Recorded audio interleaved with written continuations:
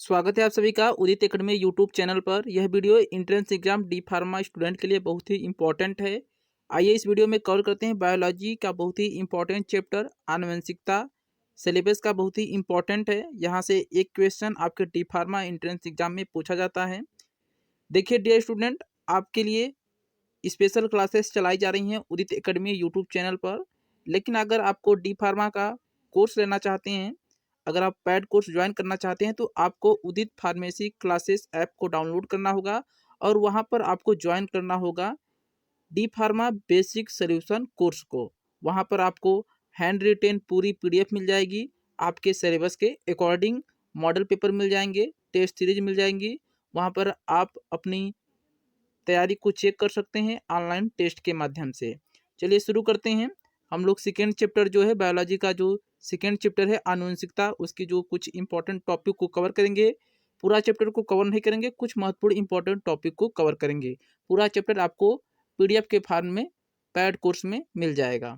देखिए सबसे पहले हम लोग देखेंगे आनुवांशिक पदार्थ क्या है। आप सुने होंगे डीएनए एक आनुवांशिक पदार्थ होता है। तो यहाँ पर हम लोग जानेंगे कि आनुवंशिक पदार्थ किसे कहते हैं। बस आप इतना समझ लीजिए कि जो डीएनए होता है यह एक आनुवंशिक पदार्थ होता है। आगे देखते हैं आनुवंशिक पदार्थ किसे कहते हैं। समझिए ध्यान से, आनुवंशिक पदार्थ किसे कहते हैं। वे पदार्थ जो आनुवंशिक लक्षणों को एक पीढ़ी से दूसरी पीढ़ी में पहुंचाते हैं, उन्हें आनुवंशिक पदार्थ कहा जाता है। कहने का अर्थ है ऐसे पदार्थ जो आनुवंशिक लक्षणों को, नोट कर लीजिए, ऐसे पदार्थ जो आनुवंशिक लक्षणों को एक पीढ़ी से दूसरे पीढ़ी में पहुंचाने का काम करते हैं, उन सभी पदार्थों को आनुवंशिक पदार्थ कहा जाता है। सिंपल शब्दों में समझ लीजिए, वे पदार्थ जो आनुवंशिक लक्षण को एक पीढ़ी से दूसरे पीढ़ी में पहुंचाने का काम करते हैं, उन पदार्थों को आनुवंशिक पदार्थ कहा जाता है। नोट पॉइंट देख लीजिए, यहाँ से क्वेश्चन बन सकता है। अधिकांश जीवधारियों में डीएनए आनुवंशिक पदार्थ होता है। जो अधिकांश सजीव हैं, अधिकांश जो जीव हैं, उनमें डीएनए एक आनुवंशिक पदार्थ का काम करता है। DNA is a genetic material, आनुवंशिक पदार्थ होता है। अब बात करते हैं डीएनए क्या होता है। आइए जानते हैं। आप जानते होंगे डीएनए के बारे में, लेकिन कुछ बेसिक पॉइंट जहाँ से सामान्यतः प्रश्न पूछे जाते हैं, देख लीजिए डीएनए क्या होता है। सबसे पहले हम लोग देखेंगे डीएनए का विस्तार रूप क्या होता है। तो डीएनए का विस्तार रूप होता है डीऑक्सीराइबोज न्यूक्लिक एसिड। नोट कर लीजिए, डीएनए का पूरा नाम होता है डीऑक्सीराइबोज न्यूक्लिक एसिड। आगे बात करते हैं डीएनए कहाँ पाया जाता है। नोट कर लीजिए, डीएनए केंद्रक में पाया जाता है। कोशिका, आप जानते हैं कोशिका के बारे में एक वीडियो बना दी गई है। अगर आप डिटेल में पढ़े होंगे तो आपको जानकारी होगी कोशिका क्या है, कितने भाग होते हैं। तो कोशिका का एक मुख्य भाग होता है, इसे हम लोग केंद्रक कहते हैं। और आपको कमेंट बॉक्स में बताना है कि केंद्रक की खोज किसने की थी। देखिए ध्यान से, जो डीएनए है केंद्रक में मुख्य रूप से पाया जाता है। डीएनए में दो पॉलीन्यूक्लियोटाइड श्रृंखलाएं कुंडलाकार अवस्था में पाई जाती हैं। याद रखिएगा, डीएनए में दो पॉलीन्यूक्लियोटाइड की श्रृंखला पाई जाती है, कुंडलाकार अवस्था में पाई जाती हैं।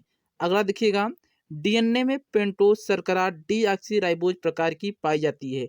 कहने का मतलब है कि जो डीएनए है, जो आनुवंशिक पदार्थ डीएनए है, इसमें जो शर्करा पाई जाती है वो डीऑक्सीराइबोज शर्करा पाई जाती है। नोट कर लीजिए, डीएनए में जो शर्करा पाई जाती है वह डीऑक्सीराइबोज शर्करा पाई जाती है।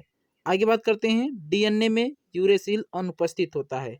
नोट कर लीजिएगा, डीएनए में यूरेसिल अनुपस्थित होता है। यूरेसिल एक नाइट्रोजेनिक बेसिड क्षार है। कहने का मतलब एक प्रकार का क्षारक होता है यूरेसिल, जो आरएनए में उपस्थित होता है, डीएनए में नहीं पाया जाता है। आगे बात करते हैं, डीएनए एक आनुवंशिक पदार्थ है, मैं पहले ही आपको बता चुका हूँ। यहाँ पर दो बातों को आपको याद रखना है। सबसे पहले कि जो डीएनए है यह कहाँ पाया जाता है, केंद्रक में पाया जाता है। दूसरी बात आपको याद रखना है, डीएनए में जो शर्करा होती है डीऑक्सीराइबोज शर्करा होती है। और तीसरी बात, यूरेसिल इसमें अनुपस्थित होता है, डीएनए में यूरेसिल अनुपस्थित होता है। आगे बात करते हैं आरएनए के बारे में। देखिए ध्यान से, आरएनए, अब आरएनए के बारे में समझ लीजिए। सबसे पहले आरएनए का विस्तार रूप देख लीजिए। आरएनए का विस्तार रूप होता है राइबोज न्यूक्लिक एसिड। नोट कर लीजिए, राइबोज न्यूक्लिक एसिड आरएनए का पूरा नाम होता है, राइबोज न्यूक्लिक एसिड। आगे बात करते हैं आरएनए पाया कहाँ जाता है। तो आरएनए मुख्य रूप से कोशिका द्रव्य में पाया जाता है। कोशिका का एक प्रमुख भाग होता है कोशिका द्रव्य। आरएनए मुख्य रूप से कोशिका द्रव्य में पाया जाता है। आरएनए सामान्यतः एक सूत्रीय होता है। यहाँ पर एक चीज और नोट कर लीजिए, डीएनए सामान्यतः दो सूत्रीय होता है, लेकिन जो आरएनए है यह सामान्यतः एक सूत्रीय होता है। आगे बात करते हैं, आरएनए में राइबोज शर्करा पाई जाती है। इंपॉर्टेंट है, स्टार लगा लीजिए। आरएनए में जो शर्करा पाई जाती है उस शर्करा को कहते हैं राइबोज शर्करा। आरएनए में राइबोज शर्करा पाई जाती है। आगे बात करते हैं, आरएनए में यूरेसिल पाया जाता है। जो आरएनए होता है इसमें यूरेसिल पाया जाता है, लेकिन डीएनए में यूरेसिल नहीं पाया जाता है। आगे बात करते हैं, आरएनए मुख्य रूप से तीन प्रकार का होता है, आरआरएनए, एमआरएनए, टीआरएनए। आइए विस्तार से जानते हैं इन तीनों के बारे में। विस्तार से डिटेल में जानेंगे, लेकिन कुछ महत्वपूर्ण पॉइंट को ही समझेंगे। लेकिन अगर आपको डिटेल में पढ़ना है तो आप पीडीएफ से पढ़ लीजिएगा, आपको पैड कोर्स ज्वाइन करना पड़ेगा। डीएनए के भी प्रकार होते हैं, वहाँ पर आपको समझाया गया है। विशेष डीएनए के प्रकार नहीं होते हैं, बी डीएनए होता है, जेड डीएनए होता है। आपको पीडीएफ में मिल जाएगा अगर आप कोर्स बाई करते हैं। आगे देखिए, ये सभी इन्फॉर्मेशन बहुत ही इंपॉर्टेंट है। यहाँ पर वही टॉपिक वीडियो में कराई जाती है, यूट्यूब चैनल पर कराया जाता है, जहाँ से क्वेश्चन पूछे गए हैं जो टॉपिक इंपॉर्टेंट होती हैं। आगे बात करेंगे, जैसा कि मैंने पहले ही बताया कि आरएनए आपका कितने प्रकार के होते हैं। आरएनए आपके तीन प्रकार के आरएनए होते हैं, आरआरएनए, एमआरएनए, टीआरएनए। आरआरएनए का पूरा नाम होता है राइबोसोमल आरएनए, एमआरएनए का पूरा नाम होता है मैसेंजर आरएनए और टीआरएनए का पूरा नाम होता है ट्रांसफर आरएनए। अब देखिए, सबसे पहले हम लोग जानेंगे आरआरएनए के बारे में। तो आरआरएनए को राइबोसोमल आरएनए कहा जाता है। नोट कर लीजिए। देखिए, राइबोसोमल आरएनए क्या होता है। मात्रात्मक दृष्टि से यह आरएनए कोशिकाओं में सर्वाधिक 60% मात्रा में पाया जाता है।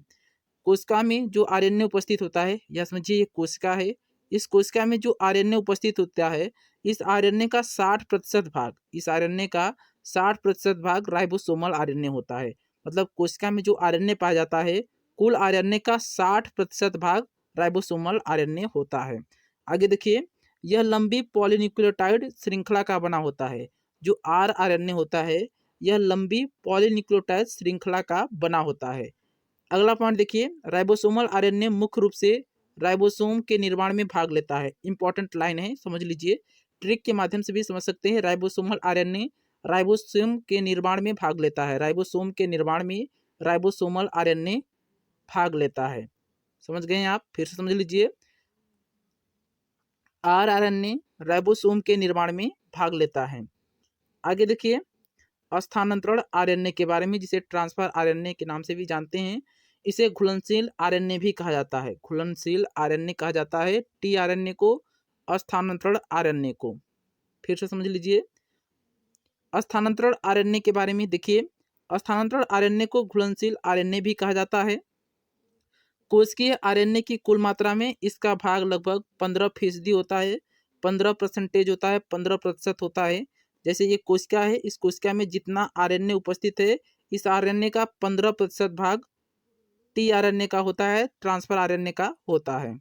आगे देखिए, टीआरएनए प्रोटीन संश्लेषण की अनुलिपीकरण प्रक्रिया में सहयोग प्रदान करता है।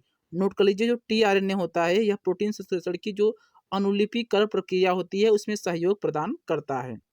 आगे बात करते हैं संदेशवाहक आरएनए, जैसे एमआरएनए के नाम से भी जानते हैं। यह प्रोटीन संश्लेषण की अनुलेखन प्रक्रिया में भाग लेता है। जो एमआरएनए है, देखिए ध्यान से, जो एमआरएनए है यह प्रोटीन संश्लेषण की अनुलेखन प्रक्रिया में भाग लेता है। देखिए, आरएनए का कार्य भी नोट कर लीजिए। डीएनए का कार्य क्या होता है आपको तैयार करना है। मैं यहाँ पर आपको आरएनए का कार्य बता दे रहा हूँ। देखिए, आरएनए का क्या कार्य होता है। यह डीएनए से पॉलीपेप्टाइड का संश्लेषण कर रहे राइबोसोम तक आनुवंशिक सूचना को वाहित करता है। कहने का मतलब है, जो डीएनए से पॉलीपेप्टाइड का जो संश्लेषण होता है, जो राइबोसोम संश्लेषण करते हैं, उस राइबोसोम तक आनुवंशिक सूचना को वाहित करता है। दूसरा इसका कार्य होता है आरएनए का, आरएनए राइबोसोम तक अमीनो अम्ल को वाहित करता है। जो आरएनए का कार्य होता है, सबसे मुख्य कार्य होता है कि जो आरएनए होते हैं ये राइबोसोम तक अमीनो अम्ल को वाहित करते हैं। राइबोसोम तक अमीनो अम्ल को पहुंचाने का कार्य आरएनए करता है। क्लियर है? हमें उम्मीद है यह टॉपिक क्लियर हो गई होगी। अगर यह टॉपिक आपको आनुवंशिकता जो इम्पोर्टेंट है, जहां आपको डीएनए और आरएनए से क्वेश्चन पूछे जाते हैं, और एक और टॉपिक है आनुवंशिक कूट, इम्पोर्टेंट है, आप तैयार कर लीजिए। डी फार्मा एंट्रेंस एग्जाम में बायोलॉजी सेकेंड चैप्टर आनुवंशिकता की जो इम्पोर्टेंट टॉपिक है डीएनए है, आरएनए है, आनुवंशिक कूट है, ये 3 इम्पोर्टेंट टॉपिक हैं। वीडियो को पूरा देखने के लिए हर बार की तरह प्रेम पूर्वक धन्यवाद। अगर आपको डिटेल में पढ़ना है बायोलॉजी तो आप B2 ऑनलाइन पाठशाला चेक कर सकते हैं। B2 ऑनलाइन और पाठशाला, B2 ऑनलाइन पाठशाला चेक कर सकते हैं। वहाँ पर बायोलॉजी आप डिटेल में पढ़ सकते हैं। जय हिंद, वंदे मातरम।